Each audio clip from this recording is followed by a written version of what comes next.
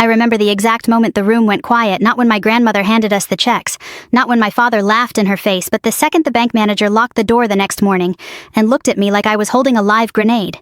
His hands were shaking. Mine weren't. He leaned in close, his voice barely a whisper, and said, "Ma'am, this isn't fake." In that instant, every laugh from the night before echoed in my head like gunfire. My father's voice, my mother's sneer, my sister's camera recording it all. They thought it was a joke. I didn't. And by the time they realized what they had thrown away, it was already too late. My name is Captain Evelyn Ross, United States Army, Logistics Corps. I've spent the last 11 years moving supplies through war zones where one wrong calculation gets people killed. I don't scare easily. I don't react quickly. I observe. I assess. And I wait. That Thanksgiving, I wasn't home as a daughter. I was home as a witness. Grandma Eleanor's house sat at the end of a gravel road in Pine Hollow, the kind of place people forget exists unless they grew up there. The air smelled like roasted turkey cinnamon and old wood smoke, the kind that seeps into your clothes and stays there long after you leave. It should have felt warm. It didn't. I stood by the window, hands clasped behind my back posture, locked into a parade rest I hadn't been able to shake since my first deployment. Outside, the wind cut through the trees like a blade. Inside, the temperature dropped for entirely different reasons. My father, Thomas Ross, came in first like he owned the place. He didn't knock. He never did. He kicked the mud off his boots right onto the hardwood floor my grandmother had spent decades keeping spotless. No apology, no greeting. Just a grunt as he claimed the head of the table. "Drive was hell," he muttered, already pouring himself a drink like it was his house. My mother followed, wrapped in a coat that cost more than Grandma probably spent in a year. She glanced around with that tight smile she used when she wanted to insult something without saying it directly. "Well, it's cozy," she said, which in her language meant outdated small beneath her. My older brother Mark came next, tossing his keys onto the table hard enough to rattle the dishes. "Hey, Ev," he said without looking at me. "My truck's making that noise again. You can take a look tomorrow, right?" To him, I wasn't a captain, I was free labor. Then came Lily, my younger sister, already filming before she even stepped fully inside. Her phone was angled just right, catching the lighting, the table, the rustic aesthetic she loved showing off to strangers online. "Guys, look at this," she whispered into the camera, her voice suddenly higher, brighter. "Thanksgiving at Grandma's. Total vintage vibes." Vintage. Like it was a museum piece, like Grandma wasn't standing 3 feet away hearing every word. Dinner started the way it always did, with tension thick enough to choke on. The food was good, it always was, but no one said thank you. My father complained the turkey was dry before he even finished his first bite. My mother made a comment about portion sizes. Mark asked me again about his truck. Lily kept checking her phone, smiling at people who weren't in the room. I sat there, spine straight, hands steady, listening. In Afghanistan, I once shared a canteen with a man who had nothing left but the clothes on his back. He offered it without hesitation. At that table, surrounded by people who shared my blood, everything came with a price. Grandma didn't speak much during dinner.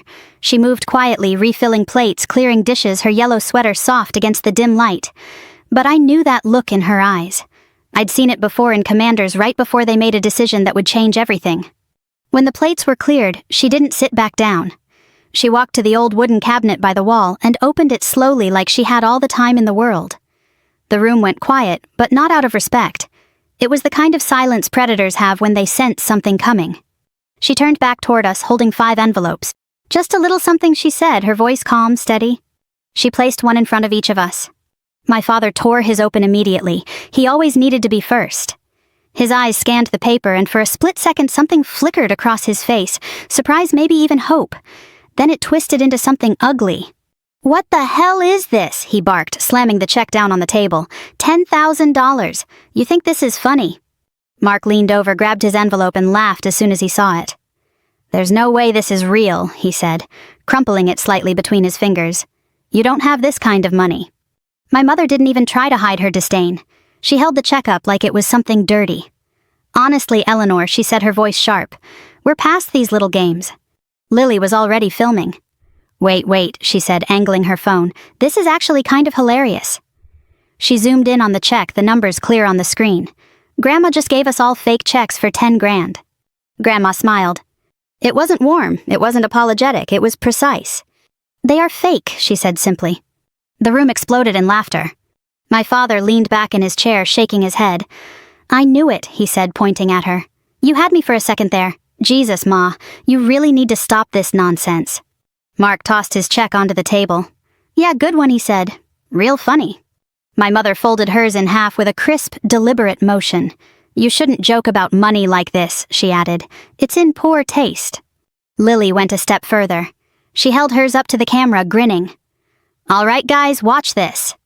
She dropped it into the fireplace, the paper catching almost instantly, the edges curling as the flames swallowed it. Fake money deserves a dramatic exit. Hearts flooded her screen.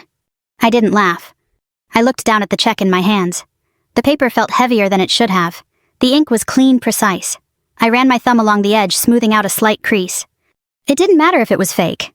It mattered that she gave it to me. I folded it carefully and slipped it into the inner pocket of my jacket right beneath the ribbons on my uniform. Thank you, Grandma, I said. My voice didn't shake, it never does. The laughter around me shifted, turning sharp. My father smirked. Look at that, he said. Always the obedient one. Still playing soldier, huh? It's paper, Evelyn. Trash. Don't act like it means something. I met his eyes, but I didn't respond. Across the room, Grandma held my gaze for a fraction of a second. Then she gave a small nod. Only once she said quietly. No one else seemed to hear it. But I did. Later that night, I stepped outside into the cold. The air hit my lungs like ice, sharp and clean. I stood there for a moment, listening to the wind move through the trees, letting the noise inside the house fade into the background. My hand moved to my chest, feeling the outline of the folded check through the fabric. Behind me, I could still hear them laughing. By morning, they wouldn't be laughing at all. The morning after Thanksgiving in Pine Hollow always feels like the aftermath of something too quiet, too gray, like the town itself is nursing a hangover it didn't ask for. The roads were slick with a thin layer of ice, and the sky hung low, heavy with the kind of clouds that never quite commit to snow. I was up before sunrise. Sleep had been shallow, tactical. In the army, you learn how to rest without ever fully powering down. My mind had been running scenarios all night, replaying the dinner, isolating variables, testing assumptions.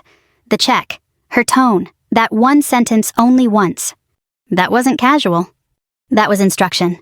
I dressed without thinking, movements efficient and automatic. Dark jeans, boots, my jacket, the same one with the check tucked inside. I didn't unfold it.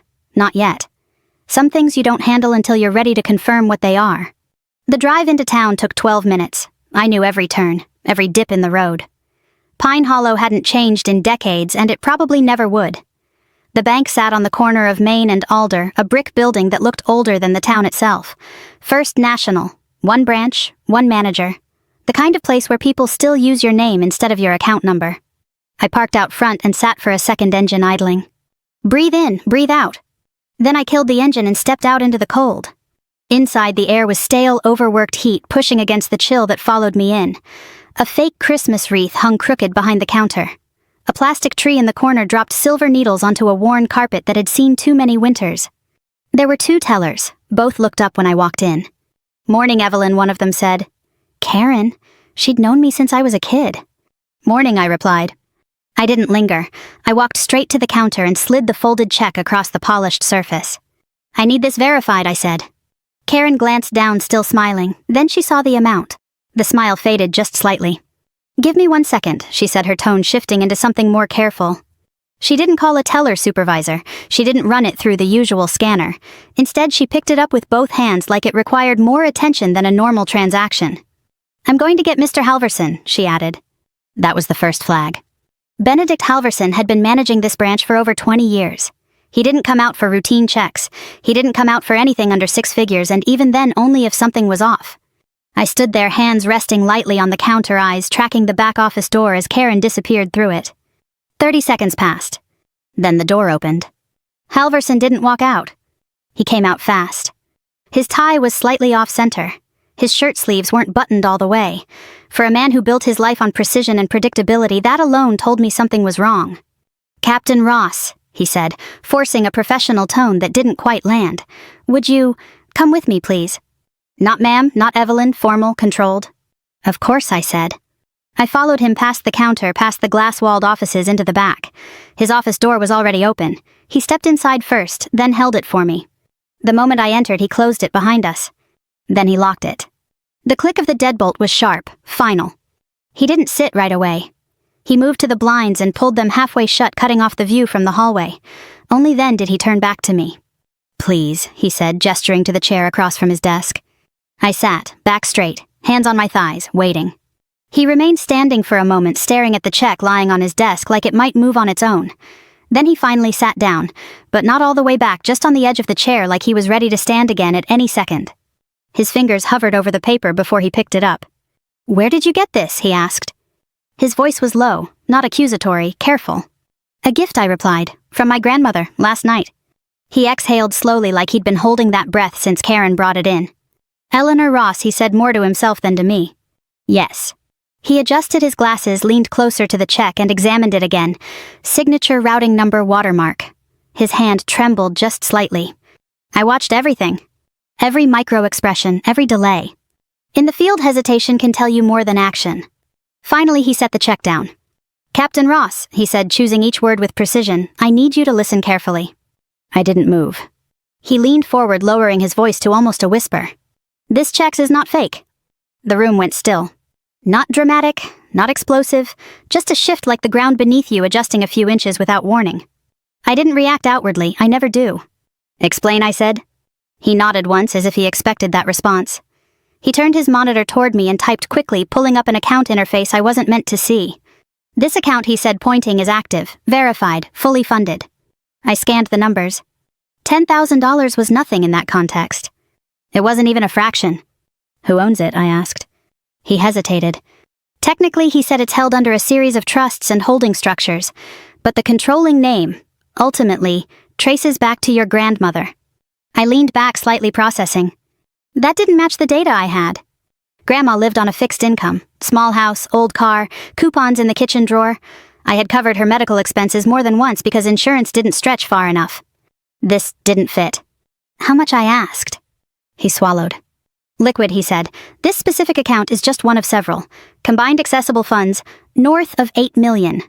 8 million. My family had laughed at 10,000. Burned it, crumpled it, mocked it. I felt something shift in my chest, not shock, not excitement, clarity. This wasn't generosity. This was filtration. "A test," I said quietly. Halverson looked at me sharply. "I believe so," he replied. He reached into his drawer and pulled out a blue folder thicker than anything I'd seen in a local branch office. He placed it on the desk, but didn't open it. "She came in 3 weeks ago," he said. "Sat exactly where you're sitting. Asked for a series of checks to be issued, identical amounts, identical formatting." 5 of them, I said. "Yes." "And she told you what would happen." He gave a tight, humorless nod. "She said most of them wouldn't make it back to this building." Silence settled between us. I thought about the fireplace. The way the paper curled, the way Lily smiled while it burned. Irrecoverable. I reached forward, picked up the check, and folded it once more along the crease I had smoothed the night before. "Do not flag this account," I said. It wasn't a request. He blinked, then nodded. "Understood."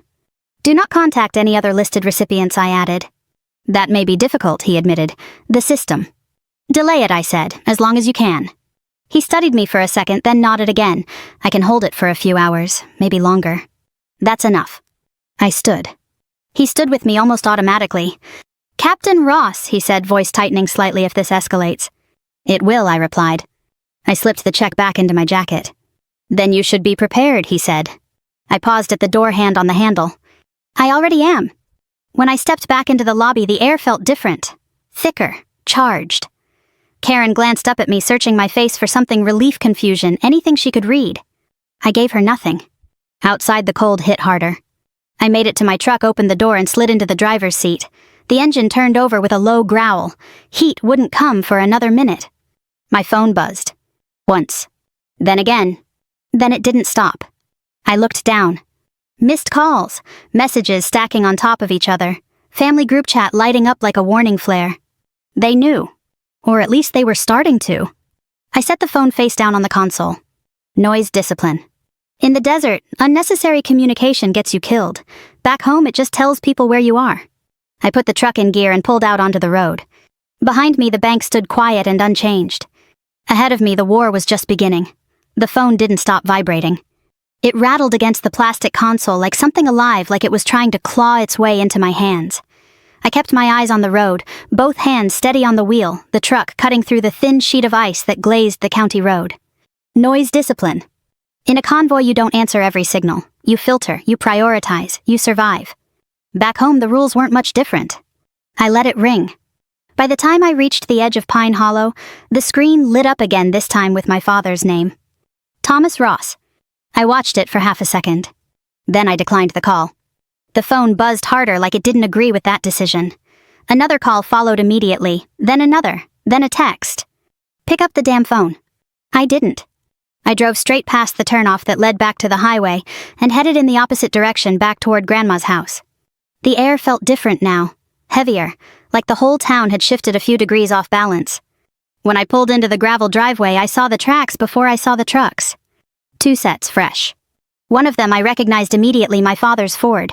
The other was Mark's. They'd moved fast. Faster than I expected. I killed the engine and stepped out. The cold hit hard, sharp against my face, but it didn't slow me down. I crossed the yard in long strides, boots crunching against the gravel. Before I reached the porch, I heard it. My father's voice. Loud, aggressive, not the controlled tone he used in public. This was the version he saved for Family Raw, entitled, "Convinced the World Owed Him Something." "Open the door, Ma," he shouted, his fist slamming against the wood. "I know you're in there." Another bang, harder. "Don't play games with me." I took the steps 2 at a time and reached the porch just as he drew his arm back again. "Step away from the door," I said. My voice wasn't loud. It didn't need to be. He turned, eyes locking onto mine. For a split second, something flickered there, surprise, maybe even calculation. Then it hardened into anger. "There you are," he snapped. "What the hell did you do?" "Nothing," I said. "What did you do?" Mark appeared from the side of the house, breath fogging in the cold, his eyes darting like he was casing the place. "She's probably hiding something," he muttered. "We should check the back." "You're not going anywhere near this house," I said, stepping forward just enough to block his line. He laughed, but it didn't reach his eyes. "Relax, Captain. This is family business." "No," I replied evenly. "This is her house." My father scoffed. "Don't start that righteous crap with me. You think you're better than us because you kept that piece of paper." "It wasn't paper," I said.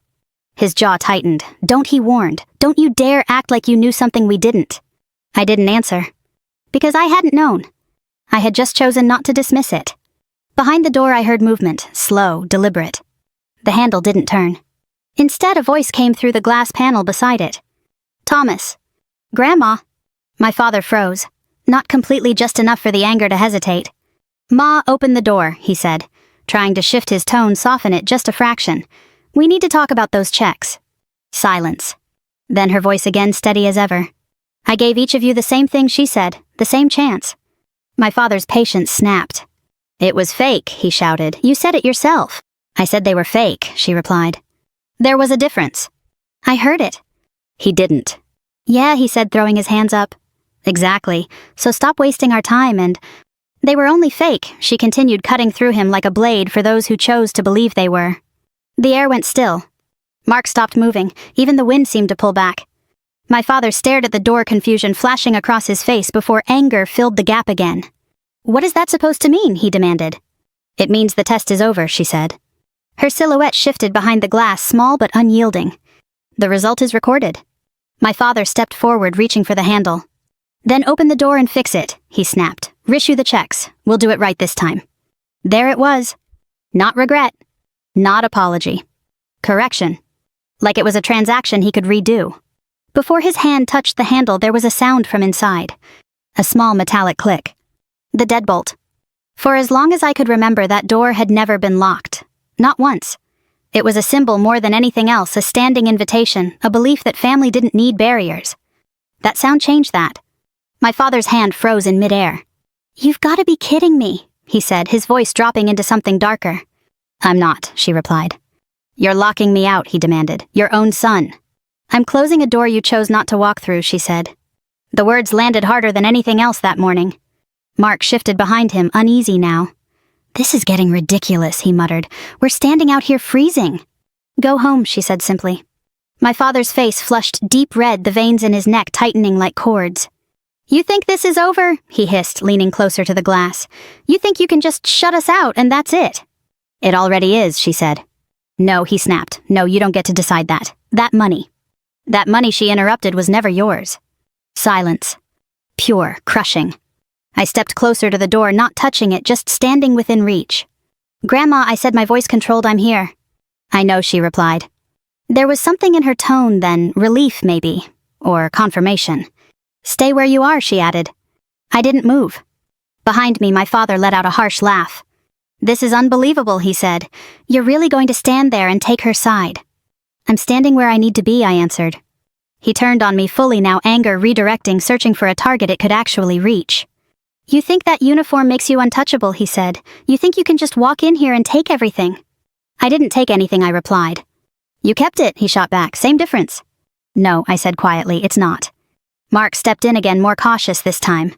Look, we can work this out, he said, trying a different angle. We're all family. No need to turn this into a war. Too late. It already was. My phone buzzed again in my pocket, but I ignored it. Inside, I heard her footsteps moving away from the door. Check the perimeter, Evelyn, she said, her voice calm, almost routine. An order. I turned from the door without another word. My father shouted something after me, accusations, threats. I didn't bother parsing them. They blurred into noise. I stepped off the porch, scanning the yard automatically. Fence line, tree line, vehicle positions, entry points. Habit. But beneath that, something else settled into place. A shift in mission parameters. I hadn't come here to observe anymore. I had come here to hold the line. Behind me, my father pounded on the door again, but the sound didn't carry the same weight. Not anymore. The barrier was set. The boundary defined. For the first time in years, Grandma's house wasn't open. And for the first time, my family was on the outside. The wind picked up, cutting across the yard in sharp gusts, carrying the echo of his voice into the trees. I ignored it. Because in my world, once the perimeter is secured, you don't look back at the noise outside. You prepare for what's coming next. And something was coming. I could feel it. January didn't bring a reset. It brought weight. The kind that settles into the walls of a house and doesn't leave. Grandma's condition declined faster than I expected. Pancreatic cancer doesn't negotiate, and by the time the pain started showing through her movements, it was already too far along to fight. She had known before Thanksgiving. That much became clear in the way she managed everything: timing, precision, silence. She hadn't been giving out checks. She had been setting conditions. I moved in the week after Christmas. Not as a granddaughter, not even as a daughter. As a caretaker. The transition was immediate. The living room turned into a controlled space hospital bed against the wall, supplies lined up with the same precision I used for field kits. Medication logs, feeding schedule, temperature checks. Every variable tracked, recorded, adjusted. I ran that house like an operating base. There's a rhythm to care that most people don't understand. It's not emotional, not in the moment. It's procedural. You manage pain, maintain stability, prevent deterioration where you can. You act, you don't dwell. At night, when the house went quiet, except for the soft mechanical pulse of the oxygen machine, that's when the thoughts tried to push in. I didn't let them stay long. For 43 days I slept in a chair beside her bed. For 43 days no one else came. My father showed up once. He stood in the doorway, arms crossed, like he was inspecting something that didn't meet his standards. He didn't step closer, didn't ask how she was doing. His eyes moved around the room, equipment, supplies, the changes I had made. You turned this place into a hospital, he said. It needed one, I replied. He shifted his weight, uncomfortable now, but not enough to engage. You still got that check, he asked. There it was. Not how is she not, do you need help? Just that. Yes, I said. His jaw tightened. You need to think about what you're doing, he said. This isn't just about you. No, I agreed, it never was. He stayed another minute, maybe 2. Then he left. He didn't come back. My mother didn't visit at all. She called sometimes. Not to check on Grandma, to ask questions. Is she still coherent? Did she mention anything about the accounts? You should really consider what's fair, Evelyn. Fair. I ended those calls quickly. Mark and Lily disappeared completely once the bank confirmed the funds weren't immediately accessible to them. Interest without return tends to fade fast. But silence doesn't last. 4 days after Grandma passed, it came. The envelope was thick, legal, delivered by a man who didn't make eye contact and didn't care what he was handing over. You've been served, he said before turning back to his car. I closed the door behind me and stood in the entryway, the house too quiet now.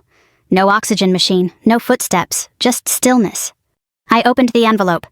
Undue influence, coercion, manipulation of a vulnerable adult. My father's name was at the top. Mark's just beneath it. They weren't asking for a share. They were accusing me of theft. I read it once. Then again. Then I folded it neatly and set it on the table. In the army, when someone escalates to legal force, you don't respond emotionally. You respond with evidence. I made one call. Halvorsen, I said when he answered. I need access to everything she set up. He didn't hesitate. "Come in," he replied. The vault was colder than I expected. Banks aren't designed for comfort below ground. The air was dry metallic, stripped of anything human. Halverson led me past rows of safety deposit boxes, each one identical, each one holding someone's version of security. "Box 27, he said. He stepped back. I took the key from my pocket. The same one Grandma had pressed into my hand 2 days before she died. When the lawyer calls, she had whispered, her voice barely there, "You give it to him. Only him." I had nodded. Mission accepted. Now I slid the key into the lock. The click was soft, but it carried. I pulled the drawer open. No cash, no jewelry. Documents. Stacks of them bound neatly labeled with dates. Halverson exhaled slowly. "She prepared," he said. I picked up the first file. Medical evaluations. 3 separate doctors, different cities, independent assessments. Each one stamped with the same conclusion. Patient is of sound mind, fully competent, no evidence of coercion. Dates aligned with the will. Weeks before. Days after. Precision. She had anticipated the attack. The next file, financial records. Every receipt for the last 6 months. Medication, equipment, private care supplies. Paid in full. From my account. I flipped through them, each line item a confirmation of what I already knew. Then Halverson handed me another folder. "Your family's statements," he said quietly. I opened it. Golf clubs, $3,000. Casino withdrawals, repeated. Spa memberships, high-end retail. While I was logging medication times at 3 in the morning, they had been spending money they assumed would be replaced. I set the folder down. There was one item left in the box. A journal. Blue leather, worn at the edges. The cover creased from years of handling. I opened it. Her handwriting was sharp, controlled. Entry after entry. Dates. Notes. Evelyn came today. Fixed the sink. Didn't ask for anything. Thomas called. Wanted money. Didn't ask how I was. Mark took cash from the drawer again. Lily visited. Spent more time on her phone than speaking. Page after page. A record. Not emotional, not exaggerated. Just facts. A decade of them. I closed the journal slowly. This wasn't a diary. This was testimony. Pre-recorded, verified, unarguable. They think they're walking into a courtroom, I said. Halverson looked at me. Aren't they? No, I replied. They're walking into a report. The hearing was set for early March. County courthouse, small room, limited audience. My father sat across from me dressed in a suit that didn't fit right, his posture stiff with forced confidence. Mark beside him, less composed, eyes moving constantly. Their lawyer spoke first. Smooth, practiced. Captain Ross, he began pacing slowly. You were absent for long periods of time due to your military service, yet you expect this court to believe that your grandmother entrusted you with her entire estate. I didn't respond immediately. I let the silence sit. I showed up, I said finally. He smiled slightly, occasionally. Consistently, I corrected. Halverson's lawyer stood then. He didn't speak much. He didn't need to. He placed the files on the table. Medical evaluations, financial records, the journal. The judge read in silence. Time stretched. Then she looked up. Not at me. At my father. Case dismissed, she said. The gavel came down. Sharp. Final. With prejudice. My father's face drained of color. Mark stared at the table like it had betrayed him. I stood. No celebration, no reaction. Just movement. As I walked past them, my father grabbed my arm. You think this is over? He hissed. I looked at his hand. Then at him. It was over, I said the moment you laughed. I pulled free and walked out. Behind me, the courtroom erupted not in noise but in consequence. They hadn't just lost the case. They had exposed themselves, and in a town like Pine Hollow that sticks. I stepped outside into the cold air. Clear, sharp, controlled. The war wasn't loud. It never is. It's quiet. Precise. And by the time the other side realizes they've lost, it's already finished. The fallout didn't arrive all at once. It moved the way winter breaks in Pine Hollow, slow, quiet, and then suddenly everywhere. 4 days after the hearing, the Gazette ran a front-page story. Not sensational, not loud, just facts laid out in black ink. Local family dispute over estate dismissed, court cites evidence of neglect. It didn't name everything, but it named enough. In a town where everyone already knows the rest, that was more than sufficient. My father lost his job the following Monday. Officially, it was restructuring. Unofficially, no company wants a supervisor who sues his dying mother and loses on the record. Reputation in small towns isn't a metric, it's currency. Once it drops below a certain threshold, no one extends credit. Mark's construction line of credit was pulled within the week. The bank doesn't like risk, and a pending judgment for legal fees looks a lot like a sinkhole. He tried to keep the crews on, tried to juggle invoices and promises, but you can't build on debt that's already collapsing. By mid-month, the equipment was gone, leased out to cover what he owed. The yard sat empty. Lily's collapse was faster. During discovery, her spending history surfaced credit cards, stretched thin brand deals built on a curated image that didn't survive public scrutiny. The video from Thanksgiving, the one where she laughed as the check burned, circulated in the wrong circles. Not viral in the way she wanted. Viral in the way that closes doors. Comments shifted tone. Sponsors withdrew. Her numbers didn't crash overnight. They bled out slow and public. My mother retreated into silence. The calls stopped. The texts ended. In their place came distance, physical, social, deliberate. Pine Hollow doesn't exile people openly. It just stops making room for them. I didn't celebrate any of it. In my world, outcomes are logged, not cheered. 2 weeks after the hearing, I returned to the house on the hill. Snowmelt had started revealing patches of dead grass beneath. The porch boards creaked the same way they always had. Inside, the air was different now, cleaner. Not empty, cleared. I moved through the rooms methodically, not as a daughter searching for comfort, but as an officer conducting a final sweep. Cabinets checked, documents filed, utilities transferred, loose ends tied down. In the kitchen, I found the tin box behind the flour container. I'd seen her reach for it 100 times over the years, never asked what was inside. Now I opened it. A photograph, old edges worn. My grandmother in her 30s standing beside a small storefront with a hand-painted sign. She wasn't smiling. She looked focused, like she was building something that didn't need applause. Beneath it, a folded map of a coastal town in Maine. Names I didn't recognize. Marked routes in pen. Notes in the margins, dates, short phrases, amounts. Another layer. I set the items back carefully. Some things aren't meant to be resolved immediately. Some are meant to be carried forward. Outside, the wind shifted. I stepped onto the porch and closed the door behind me. The yard stretched out quiet and wide, the tree line marking the edge of what this place had always been, contained self-sufficient honest, in a way the rest of the world rarely is. A truck engine approached from the road. I didn't turn right away. I listened, first speed cadence, the slight misfire in the idle. My father. He pulled into the driveway without hesitation, stopping closer to the house than he used to, like proximity might compensate for everything else he'd lost. He stepped out slower than I remembered. Not weak, just heavier. The kind of weight that doesn't show on the surface until it does. We stood facing each other across the gravel. No audience, no lawyer, no judge. Just distance. "You look good," he said, finally, voice rough around the edges. I didn't answer that. "What do you want?" I asked. He let out a short breath, glanced toward the house, then back at me. "We need to talk," he said. "We did," I replied, "in court." His jaw tightened. "That wasn't talking, that was you, setting me up." I held his gaze. "You set yourself up," I said. He shook his head, frustration rising. "Don't do that. Don't twist it like I'm the only one who made mistakes. We're family. We should have handled this differently." "We had years to handle it differently," I said. "We didn't." He took a step closer. I lost everything, he said, the words coming out sharper than he intended. "No," I replied, steady. "You spent everything." That landed. He looked away for a second, then back. "You think you're better than me now?" he asked. "I think I made different choices," I said. He laughed, but it didn't hold. "You kept that check," he said. "That's the difference." "No," I said quietly. "I kept showing up." Silence. The kind that doesn't need to be filled. He ran a hand over his face, eyes scanning the yard like he was trying to locate something that wasn't there anymore. "She was my mother," he said. "I know," I replied. "And he stopped, recalibrated. You shut me out." "I followed her instructions," I said, the same way I followed mine. He studied me, then really looked, maybe for the first time in a long while. "You don't feel anything about this?" he asked. "About what happened to us?" I considered that. In the army, you don't ignore emotion. You compartmentalize it.